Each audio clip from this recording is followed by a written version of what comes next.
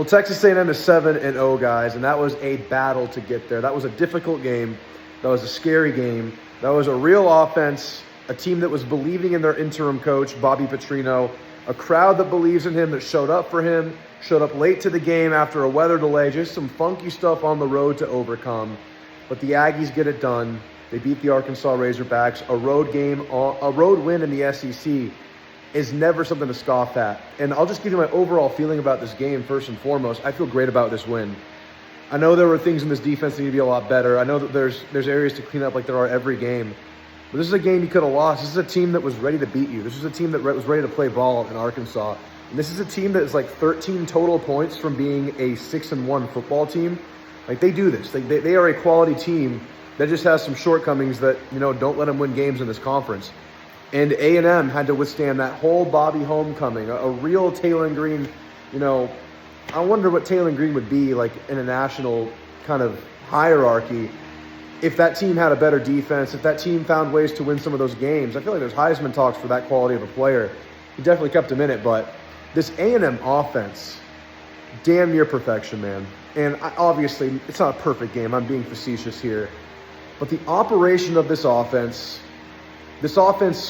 getting to where it wanted to go whenever it seemed like it wanted to, it knew what it needed to do at every point in the game, and it was able to execute in the big moments of the game. They knew they were going to go for on 4th and shorts this game. They knew they had that advantage, and they go 3 for 3 on 4th and shorts. They knew they didn't have Le'Veon. They knew they had to share the wealth, and you got guys involved. E.J. Smith has a huge 4th down conversion in this game. Reuben Owens, it wasn't the explosion I was asking for, but averaged like 5 yards a carry, 70 yards, something like that. ABR gets it going. I mean, come on now. But the big story of this game, in my opinion, the number one takeaway is Marcel Reed's growing up. That was the best Marcel Reed game, I think. I think that was it right there. I can't think of a game where he was more in control of his passing, his reads, the offense, and still having that swag the whole way through. Marcel Reed has freaking aura, man. I mean, I'm sitting there in the corner. I had some good seats. Shout out to my cousins who gave me the tickets. I'm like row 26 in the stadium. And we're coming out of halftime after getting punched in the face, punched in the mouth to close the first half. We got to be better there. It was like a 1-point game. And Marcel Reed's out there. He runs for like 50 yards on a scramble and scores like on 3 plays to come into the halftime. And Marcel Reed's dancing around. He's given the first down sign. I mean, it's just like this quarterback's evolving and growing before our eyes. And it wasn't a great defense he went against, but just Marcel in a vacuum. So good. So cerebrally active, and just eyes are in the right spot, going through progressions, hit the check down over and over and over in this game. Got a lot of guys involved short. You had the touchdown to freaking Borkisher again. Who doesn't love Bork? I mean, Bork. Freaking love that guy. But I could not be more blown away by the Marcel Reed performance and just the growth and development. That pass to ABR, though not the touchdown, there's a couple we could be talking about here. But the one that gave you the drive extension later in the game, let you milk more of this game out, let you score. He threw that ball to the sideline on a deep ball. And you can remember so many times that same ball is there earlier in this season, even to ABR a couple times, where he's throwing this ball inside, pulling his player inside, not playing that sideline, putting the ball in danger, not, delivering that ball the right way. And it was accurate. It was on time. And that was Marcel's best pass of his career, I think, right there. That ABR deep ball late in the game.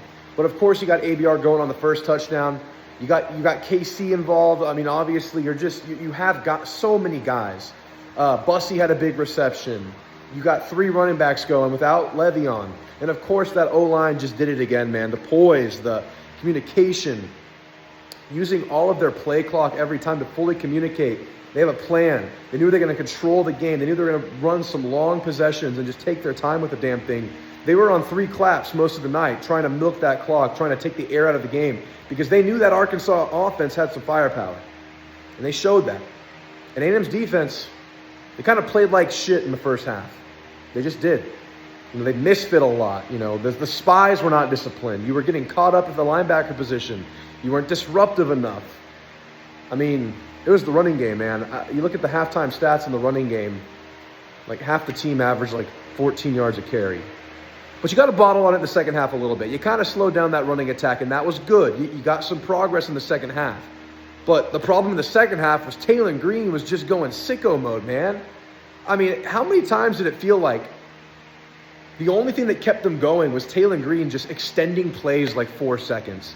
I mean, the escapability, he's faster than any player in our front seven, and he can do it from a standstill. His acceleration for his size, his escapability for his size, it doesn't even make sense, man. He's such a good quarterback, and it's a shame they're not better, and it's a shame he's out of eligibility, I think. I think their O-line played really well, too. I think A&M's defense definitely had moments, particularly late when they were getting pressure. They were bringing that creeper blitz, that creeper safety where they show it really late, creeping up. That was getting through. Deion Hayes had a big win late. And you got some really big plays defensively late in the game. You made some sacks. You got them running backwards, and you bottled them up by beating people on both sides and kind of funneling them in. But you just couldn't stop that scramble. And it would always come back to bite you. The extension would always come back to bite you. And I mean, if you're defending that long, people are just gonna get open. I mean, if you're out there and the quarterback can extend that long, you're just gonna get open. So, I mean, defense, I know there are gonna be Aggies out there that are worried about this defense, and it's like, oh, we just gave up 42 points and 1,000,000 yards and all this stuff happened. But man, I'm not there. I think that's the best quarterback we're playing this year. I think we got CJ Carr a little bit before maybe he is what he is now. I'm trying to think. I think Green's the best quarterback we're playing. That's one of the better O-lines you're going to play. It's one of the better running back groups you're going to play.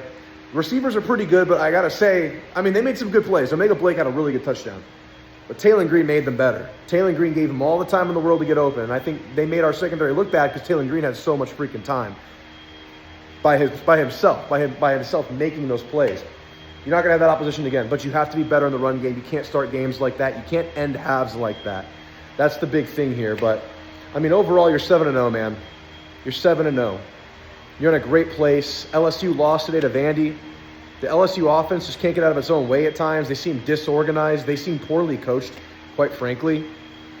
I mean, you have a big, big chance. And Mike Elko will have the luxury of riding this defense in practice all week, because he said that at no time was that up to A&M standard in the Arkansas game.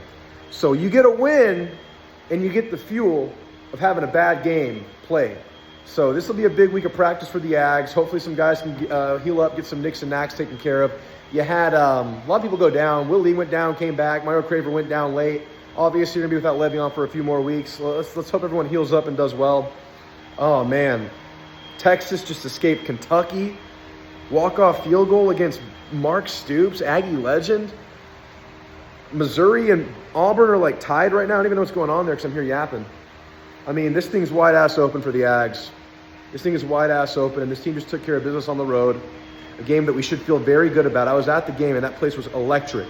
It was on fire. It was as loud as it can be until that ABR pass, that ABR one, that late one that we love, Marcel's best pass of his career.